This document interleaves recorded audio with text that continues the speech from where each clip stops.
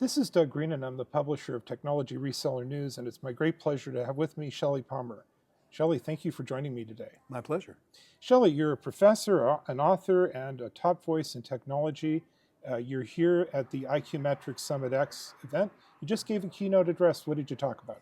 Well, mostly we were talking about the transition from curation to generation as generative AI has sort of taken the world by storm in the last couple of years. I think what people aren't understanding is that this is the most profound change in human communication, probably since the printing press, maybe before. It's a big claim, and I think I can back it up. For the last 3,500 years, we have been curating from the great theater in Ephesus and the great Greek theaters in the proscenium stage to the present. Probably the best example of curation will be the TikTok feed, where it's putting the right message in front of the right person, right place, right time, creating dopamine hits and doom scrollers that we've never seen. But it's not alone. The Facebook feed, the Instagram feed, the Amazon recommendation engine, the Netflix recommendation engine, Google itself, all of these tools, they're built specifically to put the right message in front of the right person at the right place, right time. But that message has to be created, needs to be annotated and classified with metadata, and then surfaced when required. Now, that all comes at a cost, a very significant cost. You have to create, you have to curate, you have to use all the data that you possibly can to then surface this at the right time. What the new tools are capable of doing is generating on demand. And so rather than me having to think about what may be needed later, I can react to the ambient data, the CRM data that I have, the batch data, streaming data that's available, and generate at no or low cost and near or at real time. And I'm able to put a custom crafted, some people call it hyper personalized, I don't care for that term, but let's just call it the right message in front of the right person, the right place, right time, in ways I could never do it before because it just wasn't cost effective to do so. So when you can customize messaging at this level using generative tools, you're in a completely new place financially, gives you a competitive edge and a productivity edge that you never could have had before and probably can really take advantage of if you do it well. So, in a word, this is disruptive. Yeah, I think, look, all technology is disruptive to someone somehow. Right. And all technology has been coming at us at an exponential pace for 250,000 years. However, this is coming at a speed now that really puts everyone on notice that we are living in exponential times. We're living on the exponential. 4 weeks ago, the speech I gave today, I couldn't have given. It was a different speech. In the last 4 weeks, new models have emerged. New Apple today, while I was basically on stage, released iOS 18.1 to consumers, the first agentic iOS, where Siri and the photo app and the generative writing tools inside of the iPhone now are part of the operating system. This literally happened while I was on stage, and people are downloading it today. So if I gave this speech a week ago, I would be talking about when it happens, and now it's happening. So every week, something brand new shows up. So there was breaking news. That's sort of a rare thing. And what you're describing is an environment where we're living basically 12 years every 10 weeks or something like that. Yeah, I don't know what the numbers are, but Yeah. Ray Kurzweil has a wonderful law that he's called the law of accelerating returns, and he talks about it in his book, The Singularity is Near. And what he says is that in the 21st century, we're not going to enjoy 100 years of technological change, but 20,000 years of technological change. And while that might be a little exaggerated, it may not be. So let's connect the dots from the 40 and 50,000 foot level to the folks that were here today. For the telecom retail community, people that own stores and so on, what does this mean? Can they benefit from this change? Sure, there's a lot of things you can do to benefit from this change. First of all, if you understand or agree with the thesis that productivity is the key driver of economic success, right? You really can't change the price you sell things for. That market sets that price. But you can change what it costs you to provide your goods and services to your consumers. So as a retailer, I do have a cost of goods sold, but I also have all of my other costs. Every place that I can find margin, every place that I can cut my costs, whether it's my non-working media money, whether it's making my media more effective, my messaging of any, all of my messaging, in-store signage, my adaptive ability to control my inventory better using tools to make sure that I'm pushing the things I have in stock and underplaying the things I don't have in stock. Um, Price elasticity. You go down the list of all the things you can do as a retailer that are all AI based or could be AI based. And then the generative tools that would make that messaging possible quickly and at low cost or no cost. Retailers can benefit dramatically by deploying these tools. And they are, some are ready for prime time and some aren't. It all, we're at very early days. But at the end of the day, the tools are here. They are being deployed, and certainly the biggest retailers in our consulting practice are using this dramatically now. I mean, everybody's got a dozen projects about how to change consumer experiences at retail. So, in thinking about the retail environment, I'm kind of wondering, is there a mix of the traditional human approach, which after all is, I come into retail to see people and look at the product, right? And then combining that creatively with technology. So I think what retailers have to understand is that there's no magic here. It seems to be magic because it looks like it democratizes skill sets. You can press a button and a new image gets formed that you didn't have the skills to write. A piece of music will emerge that you didn't have the skills to compose. Some prose will come out, or marketing copy comes out that you did not have the skills to personally create. That's not the best use of this for retailers, and retailers have to be really careful. Are we going to have a world of avatars or synthetic salespeople? Maybe. That's a probable future, but not a guaranteed one. Will we have bots that are doing shopping that are agentic, meaning have agency built into things like an iPhone or Samsung Galaxy phone? Absolutely. They're here now, and they're going to get better every day. The generative bots will generate prose and text and audio and video, but neural networks built into these phones, because they all have new neural chips, neural networks which learn where the large language models don't, where the LLMs don't. Tools that learn will understand you like to sit in rows 2 to 4 on the aisle. You only buy refundable tickets and you only fly during the day.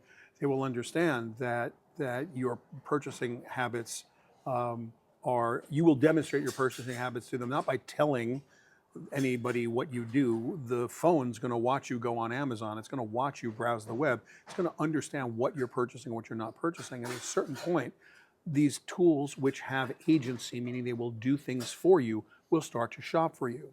So as a retailer, there's 3 things you need to think about, flat out. One is productivity. Can I increase my margin by increasing my productivity? And to do that, I have 2 things I got to do. One, I have to deploy as many kinds of productivity tools, and they may be large language models, that will help me be more productive. And 2, I need to innovate my workflow and process at the same pace and intensity that the productivity tools are being innovated. So that means changing the way I take inventory, changing the way I create my marketing, changing the way I do the in-store signage, changing the way I do basically everything to adapt to these new tools where one person can do the work of 2 or 3. That's thing one. The second thing that retailers can do is they can learn to talk to their data, which right now they don't do. Right now, you will have a dashboard or you'll have a report. And the way that gets done is you either hire someone or you ask someone who is schooled in the art of database management to create a dashboard for you or create a report for you. And they will do that. And if you need that report changed or if you need different analysis done, you will ask an analyst to do something else, or you'll do it yourself.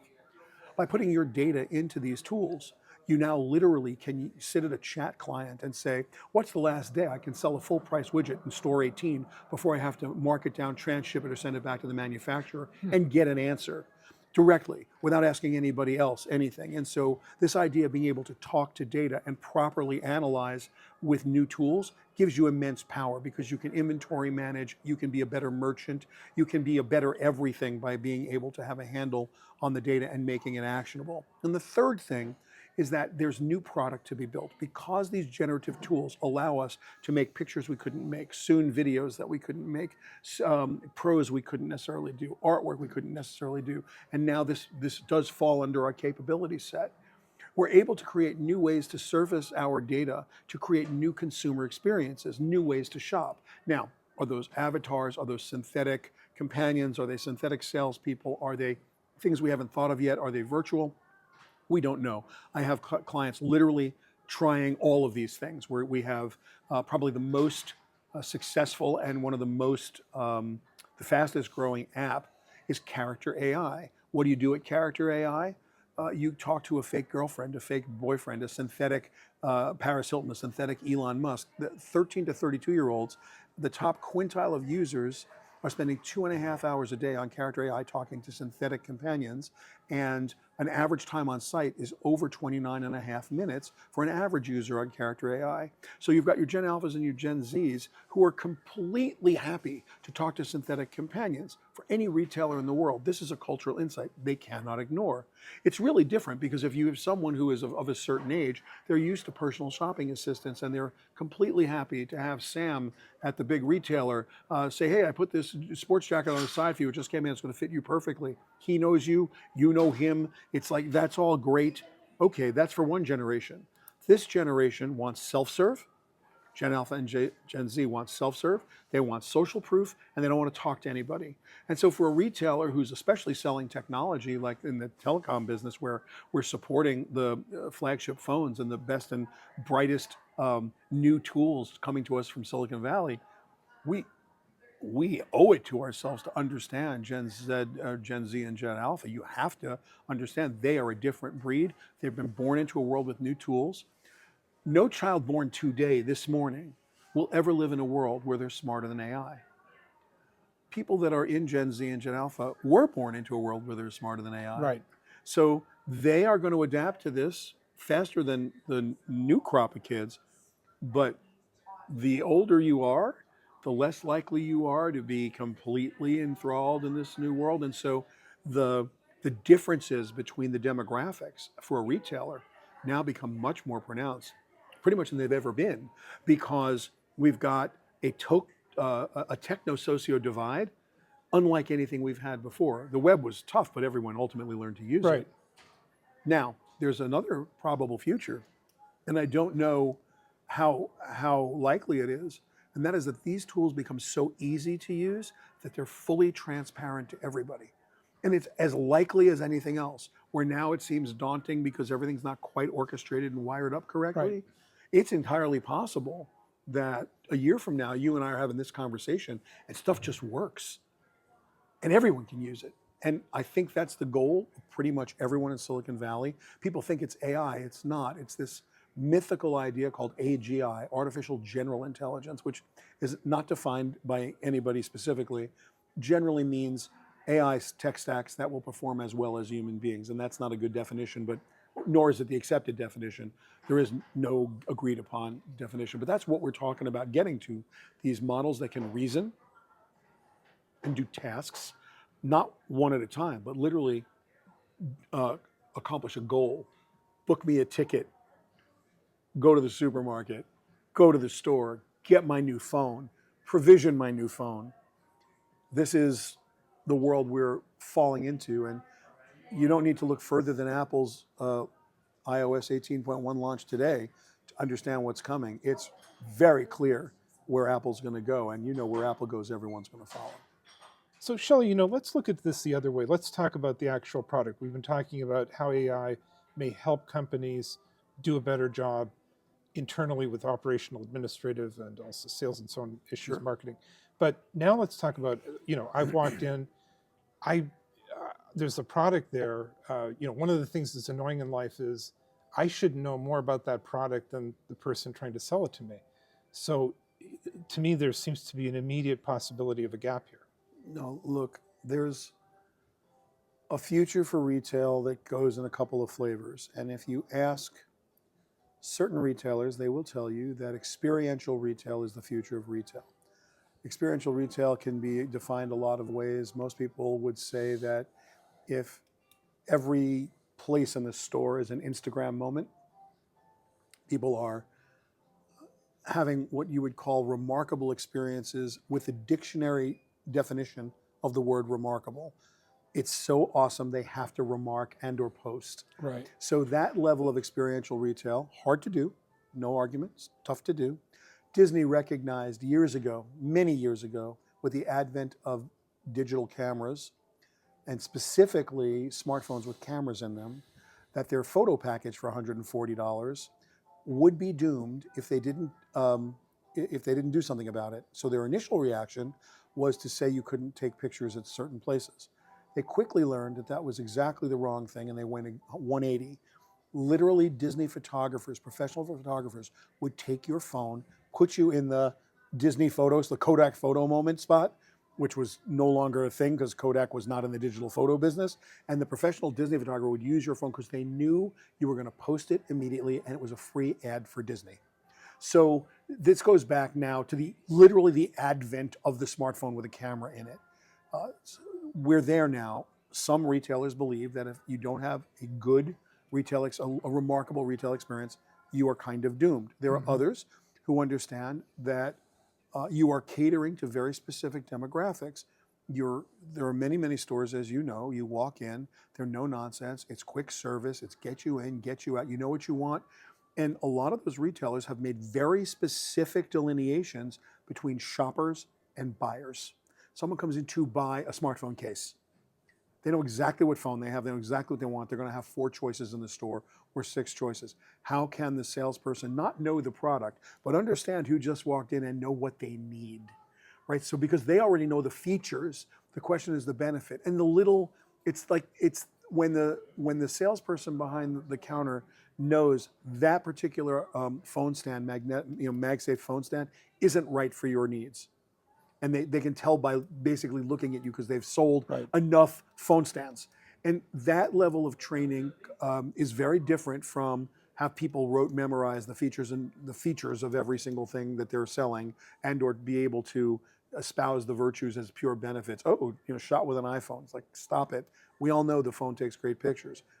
A lot of my retail customers and what they're doing, guys that own retail stores, they are creating educational experiences for their customers. They are doing everything you can possibly do to build community around their customers.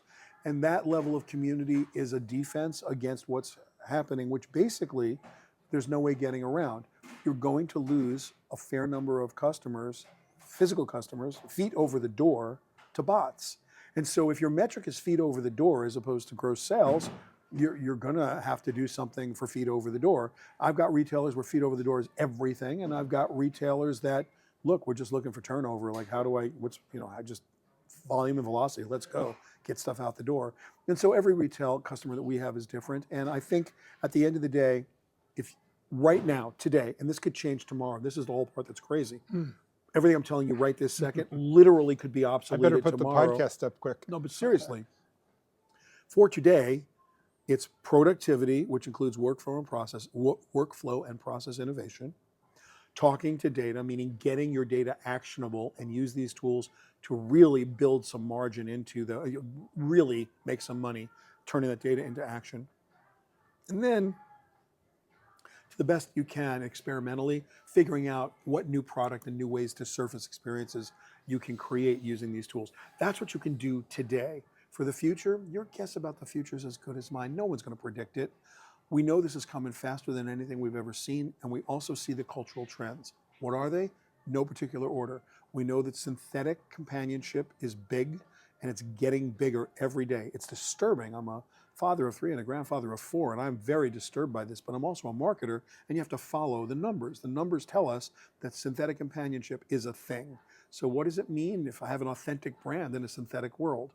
That's for you to figure out. Are you authentically synthetic? Are you synthetically authentic? I don't know what, but ultimately each brand is going to, each store, each retailer is going to have its personality match its customer base, as it always has. It's just harder now. That's thing one. Thing two, we have to understand that bots are here, and they're going to become fierce, and they're going to be price shopping and value shopping. Now, we've always had price shopping bots, always. This is not new. Procurement has had bots to go buy pencils and business office supplies for years. That's not new. What is new is a bot that uses AI to understand your value constraints and looks to purchase not the lowest price, but the best value and the most cost-effective purchase for you, the customer, because it's your bot with your value system. That is brand new. And that is something I don't believe any retailer is ready for, and they need to get ready for it. Those are the two big cultural insights. Are they going to happen tomorrow? They'll feel like they did. They're going to be really quick. And all you need to do is understand that Apple is literally building this into the OS right now. The phone has my PII, my personal identifiable information, my PHI, my personal health information, and my payment gateway in Apple Pay. It has my credit cards, Right. plus a neural network, plus a large language model. All of this is built into the phone now. This is as profound as when they put the camera in the phone, or they put the iPad and the phone networks together in one device and called it an iPhone. Right. Like we're there. This is that level of transition. And that was my message today. And it's my message to everybody listening. It's like, understand, this is a pivotal moment in our societal understanding of how, literally, how we behave is going to change based on this technology. And you can clearly see it if you just look. Shelly, I think on that note, that was really interesting. There's so much to talk about, but this has been a good place to start. Shelly, where can we learn more about your work? Super easy. You go to shellypalmer.com, SHELLYPALMER.com. There are all kinds of resources at shellypalmer.com/AI. You'll find free resources. There's a course called Generative AI for Brand Marketers. It will help you as a retailer learn all about AI. It's completely free and it's updated every week because the business changes that way. There are many, many resource pages there and case studies, retail case studies and manufacturer case studies. So you can learn just, how your corporate peers are adapting to this challenge. And there's plenty of writings there. We put out a newsletter every day that's free. We have about 680,000 people on our mailing list. You can certainly join every day. It's called Think About This, and we put out the 5 or 6 most interesting stories of the day, and I write a commentary on what's new next and what it means for your business every single morning. So 5 days a week, and on the weekends we have thought leadership. So you're welcome to all of that. It's all free of charge at shellypalmer.com. Shelly Palmer, thank you very much indeed. My pleasure.